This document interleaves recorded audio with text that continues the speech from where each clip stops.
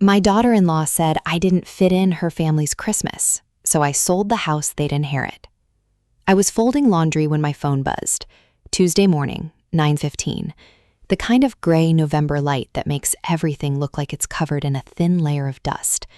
I remember I was folding a blue towel, my husband's old towel from before he died. I still used it because it smelled like nothing now, but I couldn't throw it away. The towel had a loose thread on the edge, and I kept pulling it while I read the text message. It was from my daughter-in-law, Claire. She said, "Mom, can we talk about Christmas plans?" Just a simple message, nothing scary. But my stomach dropped anyway because that's what happens when you get older. Your body knows things before your brain does. I set the towel down and called her because I'm old school and I hate texting back and forth like a teenager. She answered on the second ring. Her voice was sweet, too sweet. That fake syrup voice she used when she wanted something or when she was about to deliver bad news wrapped in pretty paper. She said she wanted to keep Christmas small this year, just her side of the family.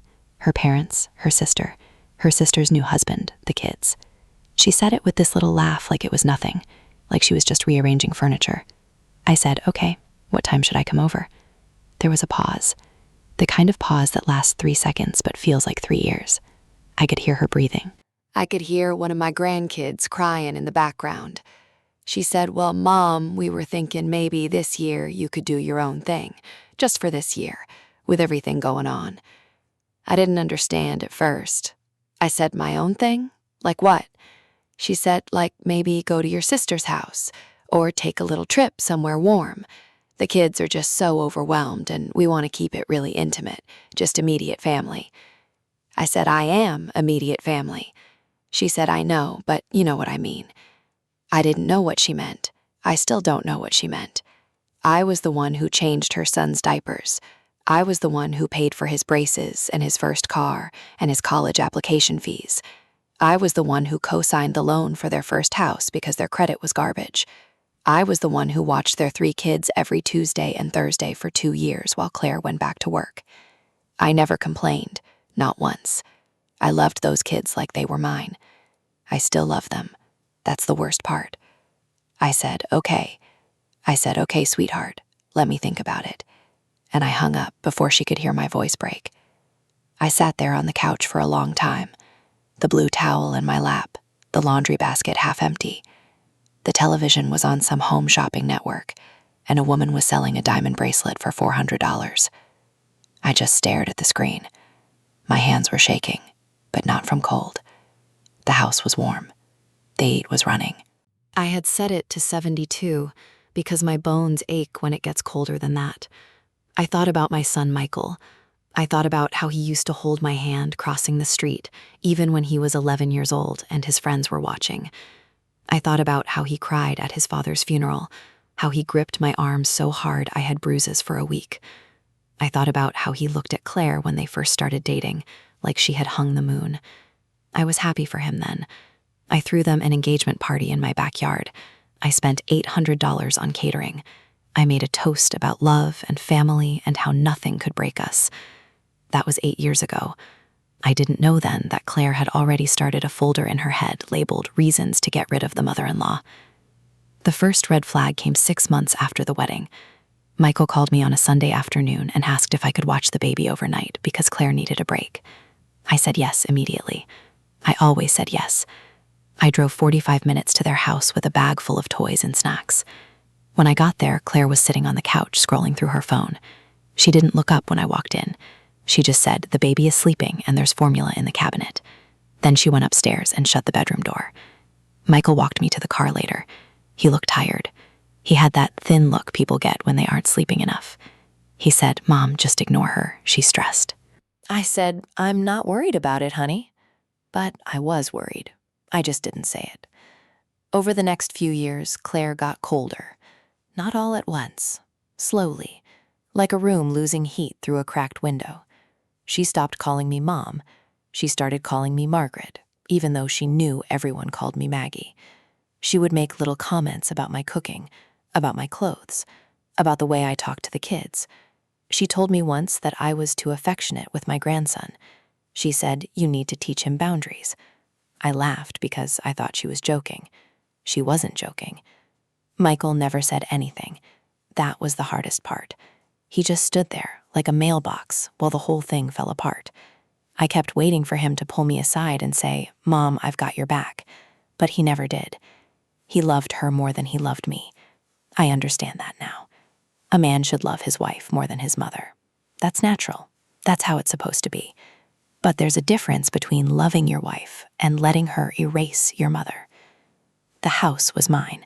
I need to say that clearly. The house on Cedar Street. The 3-bedroom colonial with the maple tree in the front yard and the cracked sidewalk leading to the front door. I bought that house with my husband Frank in 1987. We were 28 years old. We had nothing. Frank worked double shifts at the warehouse, and I cleaned houses on the weekends.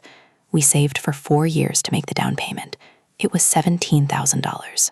I remember writing the check. My hand was shaking. Frank kissed me in the kitchen after we got the keys.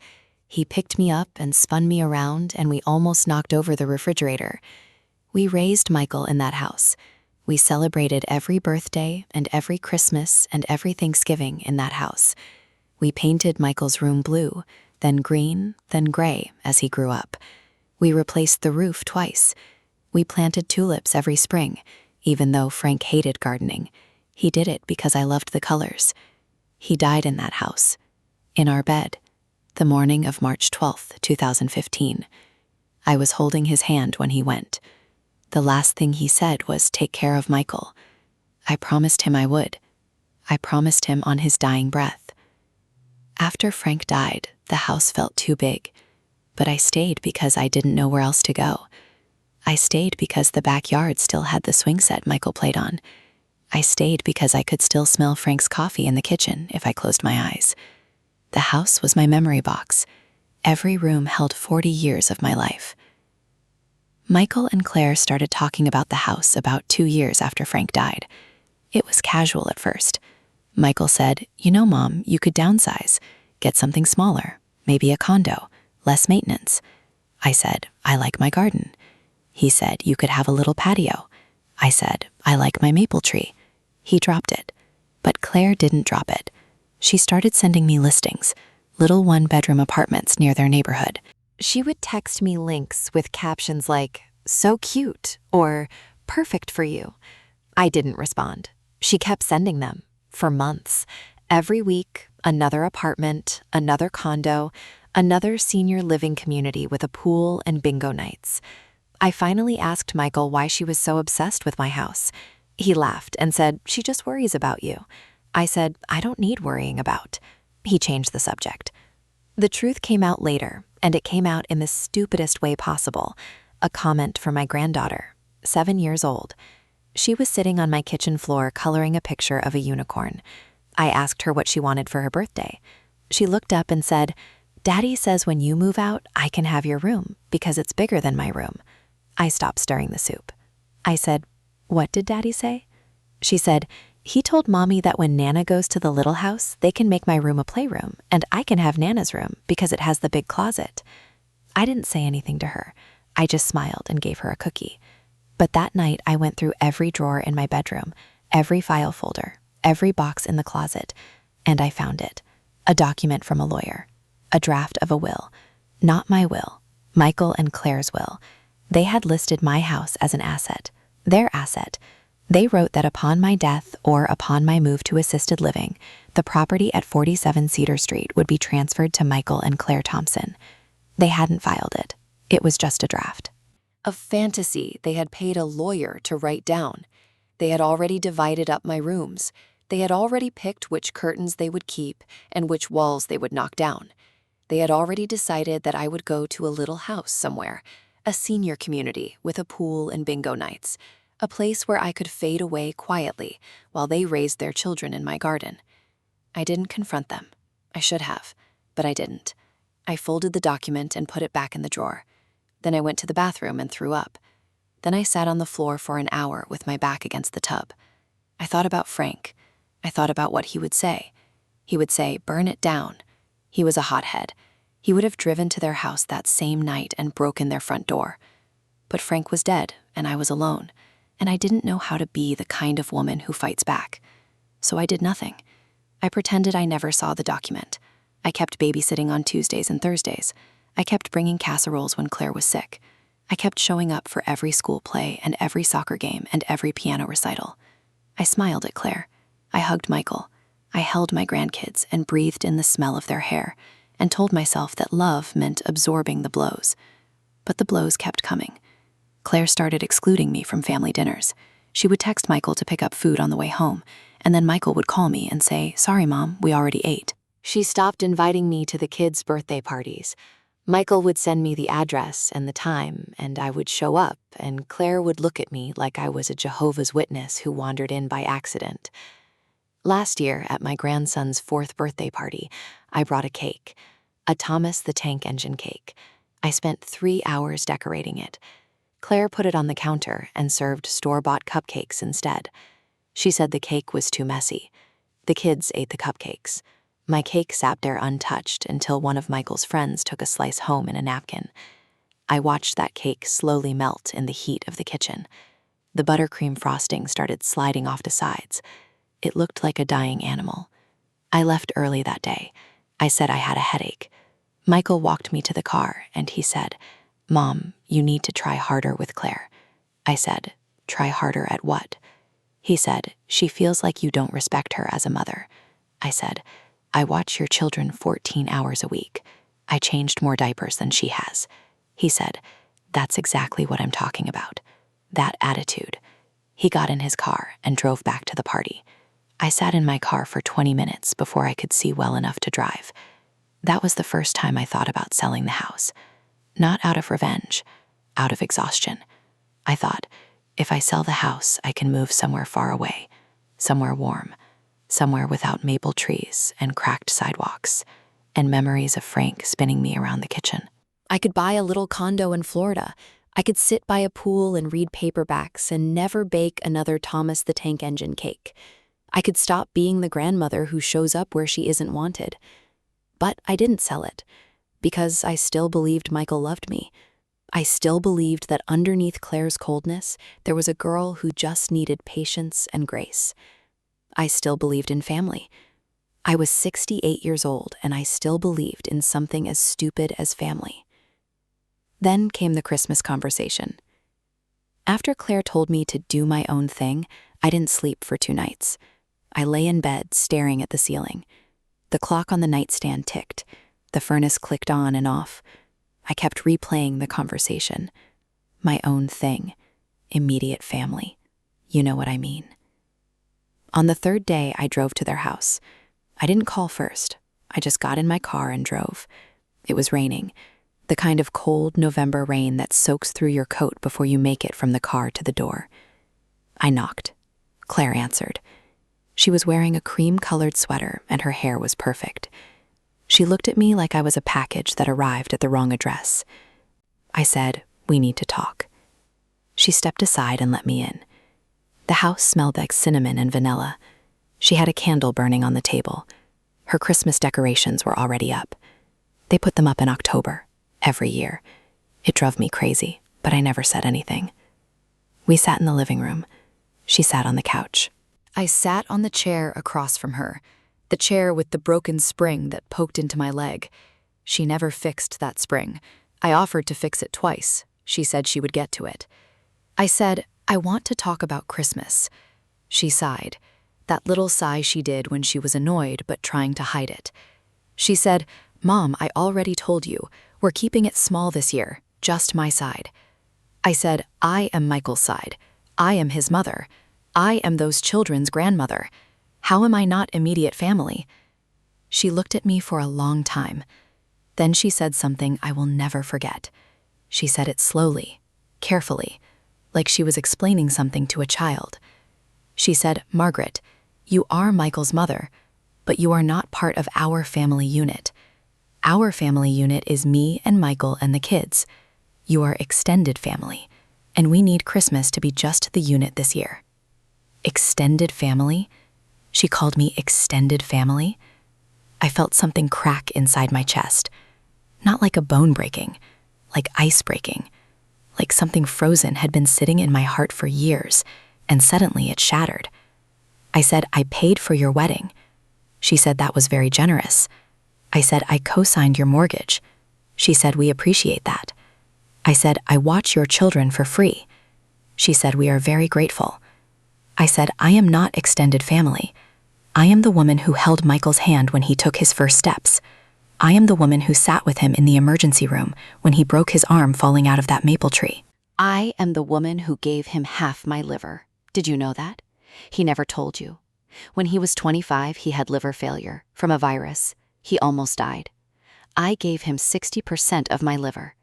The doctor said it was a risky surgery at my age, but I did it anyway. I did it because he is my son, my blood, my body." Claire's face went pale. She didn't know. Michael never told her. Of course he never told her. He was ashamed, maybe. Or he just forgot. People forget the sacrifices their parents make. They eat your liver, and then they ask for more. She said, "I didn't know that." I said, "There's a lot you don't know. There's a lot you chose not to know. You decided I was a problem before you ever gave me a chance. You decided I was in the way. You and Michael have been waiting for me to die or disappear so you could take my house and raise your children in my garden and pretend I never existed." She stood up. She said, "That is not true." I said, "I found the will." She sat back down. That was the moment. That was the crack in her armor. She looked at her hands. She twisted her wedding ring. She didn't deny it. She didn't apologize. She just sat there in her perfect cream-colored sweater with her perfect hair and her perfect candle, and she said nothing. I said, "Does Michael know you told me to spend Christmas alone?" She said, "Michael agrees with me." I said, "Is that right?" She said, "He thinks you need to start building your own life. He thinks you rely on us too much." I laughed. I actually laughed. I said, "I rely on you? I am the one who drives 45 minutes to pick up your kids from school when you are too tired. I am the one who buys their winter coats because you forget. I am the one who sends you money for their piano lessons. I rely on you? You would drown without me." She said, "We would manage." I stood up. My legs were shaking. I said, "You will manage, starting today. I am done. No more Tuesdays, no more Thursdays, no more casseroles, no more birthday cakes, no more money for piano lessons, no more co-signed anything. And the house on Cedar Street, the house you already claimed in your little draft will, I am selling it." She looked up at me. For the first time, I saw fear in her eyes. Real fear. Not fear of me, fear of losing the house. Fear of losing the inheritance they had already spent in their heads. She said, "You can't do that. That house is Michael's legacy." I said, "My legacy is not a house. My legacy is a son who won't defend me, a daughter-in-law who calls me extended family, 3 grandchildren who will grow up thinking their grandmother was a burden." I walked out. I didn't slam the door. I closed it softly. I walked to my car in the rain. I didn't cry. I couldn't cry. The ice in my chest had melted and left something harder behind. Michael called me that night. He was angry. I could hear it in his voice, that tight, controlled anger he used when he was trying not to yell. He said, "Mom, Claire told me what you said." I said, "What part?" He said all of it. The house, the babysitting, the liver. "Why would you bring up the liver?" I said, "Because it's true."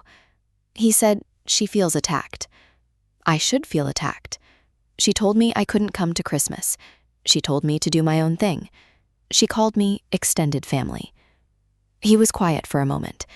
Then he said, "She didn't mean it like that." I said, "How did she mean it?" He said, "She's just stressed with the holidays. You know how she gets." I said, "I know exactly how she gets. I've known for 8 years. You just refuse to see it."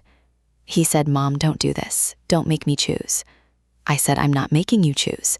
You already chose. You chose her 8 years ago. You just didn't have the courage to tell me. That's not fair." I said, "Life isn't fair. You should know that. You're 42 years old." He hung up. I sat in the dark living room and listened to the rain. The maple tree tapped against the window. The house creaked the way old houses creak. I thought about Frank. I thought about his last words. Take care of Michael. I had taken care of Michael. I had given him everything. My money, my time, my liver, my heart. And in return, he gave me a daughter-in-law who wanted me to disappear. I called a real estate agent the next morning. Her name was Linda.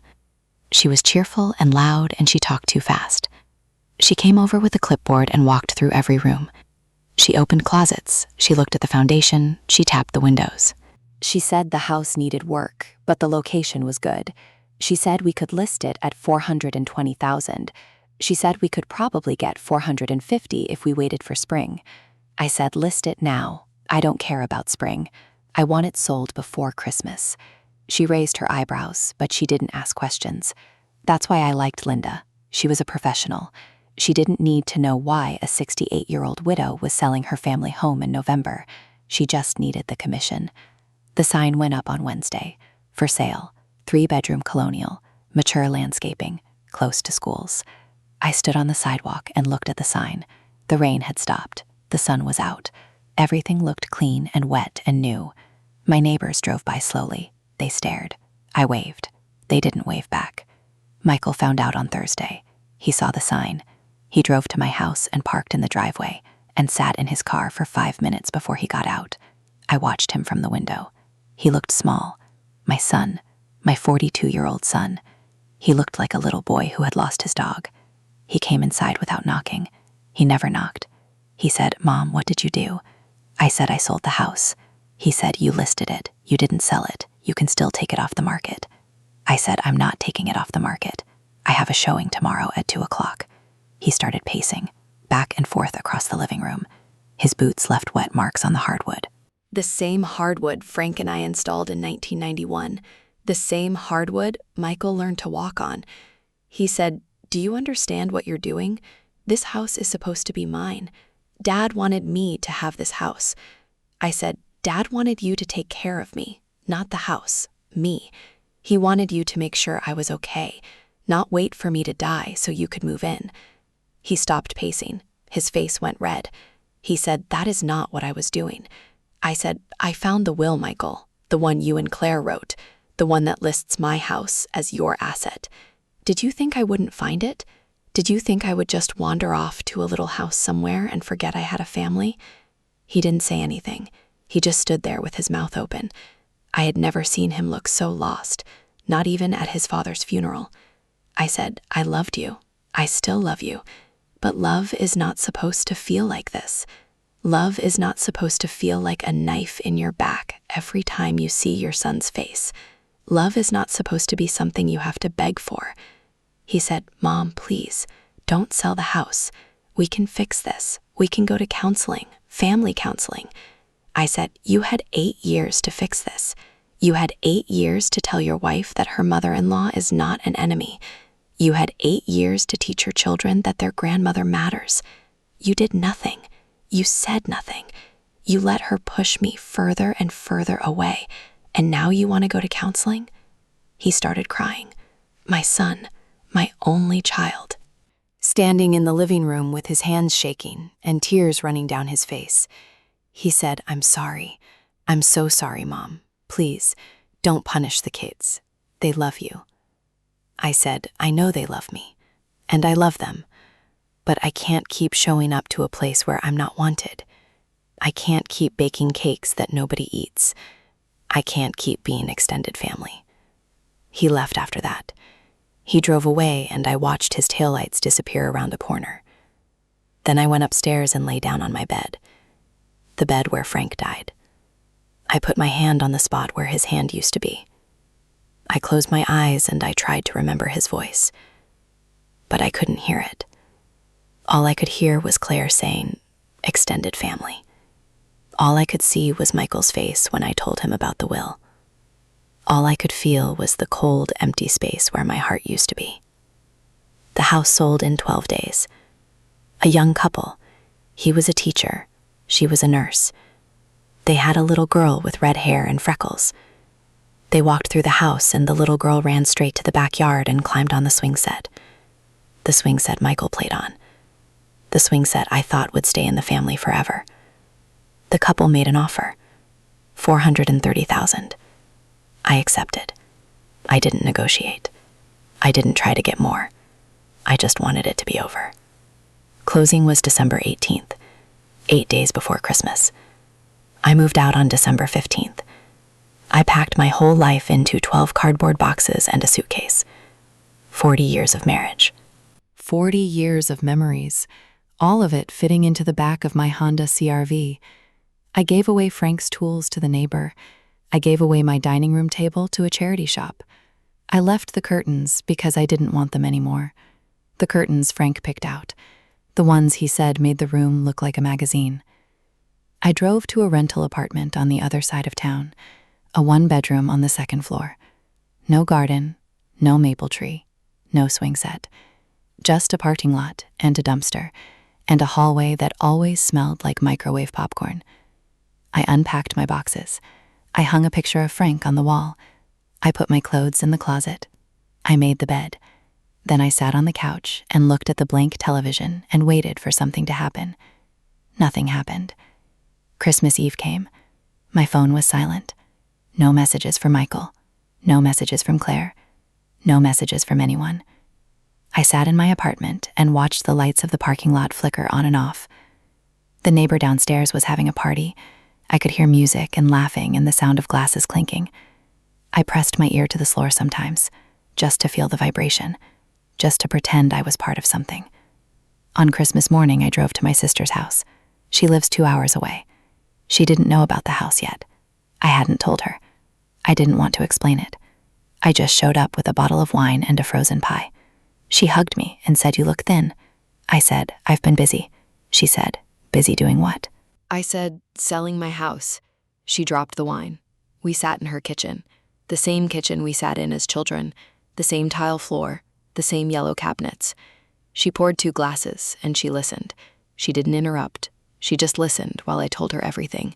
The will, the Christmas conversation, extended family, the real estate agent, the closing, the empty apartment. When I finished, she said, "Those kids are dead to me." I said, "They're not dead to me. That's the problem." She said, "You gave Michael your liver." I said, "I know." She said, "He doesn't deserve your liver." I said, "Probably not, but he has it anyway." She laughed. That big, loud laugh she has, the one that sounds like a truck backfiring. She said, "You always were too good for this family." I said, "What family?" She said, "Exactly."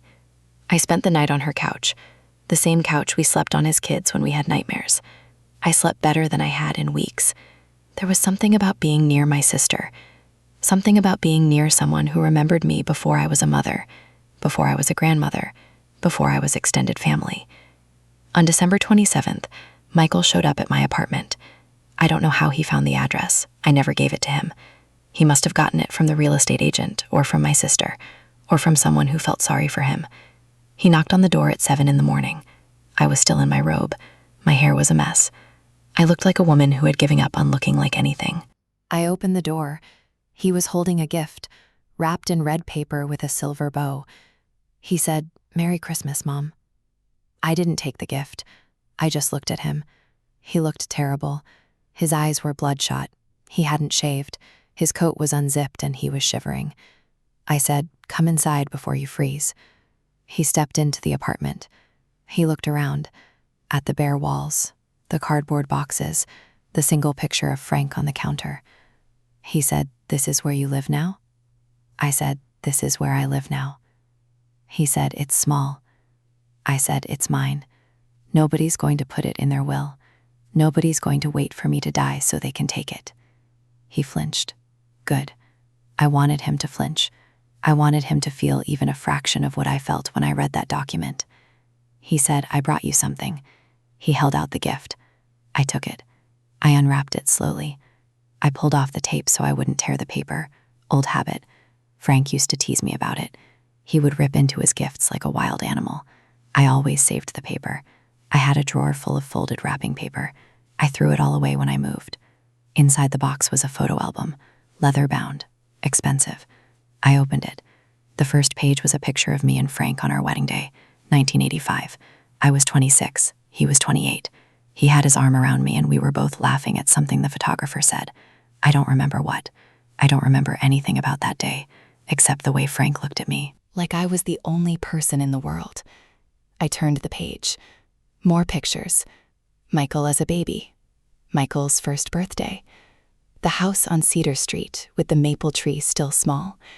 Frank holding a hammer on the day we installed the hardwood floors. Me in the garden with dirt on my knees and a sun hat that made me look like a farmer. I turned page after page. Every memory, every moment, every piece of my life that I thought I had lost in the move. Michael had collected them. He had gone through old photo boxes and shoe boxes and album after album. He had put them all together. One book, one story, our story. I closed the album. I looked at him. He was crying again, silent tears running down his face. He said, "I'm sorry, Mom. I'm so sorry. I should have stood up for you. I should have told Claire to stop. I should have done something, anything. But I was afraid. I was afraid of losing her. And now I might lose you too." I said, "You won't lose me. But things are different now. I can't go back to the way things were. I can't pretend that you and Claire didn't write me out of your lives. I can't pretend that Christmas conversation didn't happen. I can't pretend that I didn't find that will." He said, "Claire is sorry. She wants to apologize." I said, "She can apologize, but I'm not coming back for Tuesdays and Thursdays. I'm not baking cakes that nobody eats. I'm not being extended family. If I come to Christmas next year, I come as a guest, not as a burden, not as someone you tolerate. I come because I am invited and wanted and loved, not because of obligation." He nodded. He said, "I understand." I don't think he did understand, but I wanted to believe he was trying. He left an hour later. I watched him walk to his car, the same car he drove to my old house 1,000 times, the same car I helped him buy when he turned 16. He waved before he got in. I waved back. Then I closed the door and leaned against it and slid down until I was sitting on the floor. The photo album was on the coffee table. I looked at it for a long time. I thought about opening it again. I thought about looking at Frank's face and remembering the way he spun me around the kitchen. But I couldn't. Not yet. Maybe someday, but not yet. The apartment was quiet. The parking lot lights were still on, even though it was morning. The neighbor downstairs was playing music, something soft and sad, a woman singing about love and loss. I sat on the floor and listened. The carpet was cheap and rough against my legs. The walls were thin. I could hear the woman upstairs walking back and forth, like she was pacing. I thought about the young couple with the red-haired girl. I wondered if they had moved in yet. I wondered if they had painted the walls, if they had hung curtains, if the little girl had climbed the maple tree, or if she was too young. I wondered if they would be happy there, if they would make their own memories. If they would fill the house with the kind of love that Frank and I had, the kind of love that lasts 40 years, even when one of you is gone. I hoped they would. I hoped they would be better than us, better than Michael and Claire, better than me. I hoped they would never sit in the dark and wonder why their family threw them away. The woman upstairs stopped pacing. The music downstairs stopped playing. The parking lot lights clicked off one by one as the sun rose over the dumpster and the empty spaces where other people's cars used to be. I got up off the floor. I made a pot of coffee. I poured a cup. I sat on the couch and looked out the window at the gray December sky.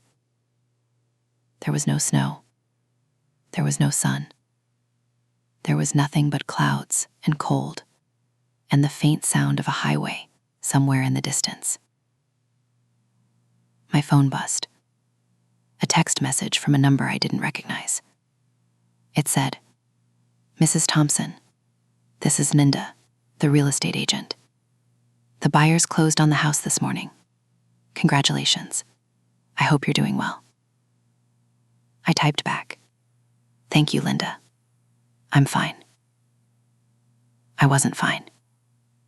I don't know if I will ever be fine. But I was still here. I was still breathing. I still had a cup of coffee in my hand, and a photo album on the table, and a son who showed up at my door with a gift, and an apology, and tears on his face. That has to count for something. I don't know what, but something. The coffee got cold. I didn't reheat it. I just sat there with the cold cup in my hands and watched the sky get lighter and lighter until it wasn't morning anymore, until it was just another day in a long line of days that I have to get through without Frank, without the house, without the life I thought I would have. My sister called at noon. She said, "Come over for dinner." I said, "Okay." She said, "Bring the photo album." I said, "Okay." She said, "I love you." I said, "I love you too." I hung up and looked at the photo album one more time. Frank's face on the cover, smiling, young, full of hope. He had no idea what was coming. Neither did I. Neither did any of us. I put the album in my bag. I put on my coat. I locked the apartment door. I walked down the hallway that smelt like microwave popcorn. I got in my car. I drove to my sister's house. 2 hours. The same highway. The same gray sky. The same empty feeling in my chest. When I got there, she was standing in the doorway with her arms open. I walked into them. I let her hold me. I let myself be held. For the first time in months, I let someone take care of me. She said, "You're going to be okay." I said, "I know." I didn't know, but I wanted to believe her. I wanted to believe that somewhere inside this broken chest, there was still a woman who could love and be loved, who could trust and be trusted, who could sit at a Christmas table without wondering if she was wanted. Maybe next year. Maybe not. But I still have my sister. I still have my memories. I still have the photo album with Frank's smile on the cover. And I have the money from the house, $430,000, sitting in an account, waiting for me to decide what to do with it. Maybe I'll buy a little place in Florida, somewhere warm, somewhere without maple trees and cracked sidewalks, somewhere I can sit by the pool and read paperbacks and never bake another cake for people who won't eat it. Or maybe I'll stay here, in this cold gray town, in this small apartment, in this life that I didn't choose but somehow ended up with anyway. I don't know. I don't know anything anymore, except that I am not extended family. I am a mother. I am a grandmother. I am a widow. I am a woman who gave her son half her liver and her whole heart, and watched him hand it over to someone who wanted to throw it away. And I am still here. That has to count for something too.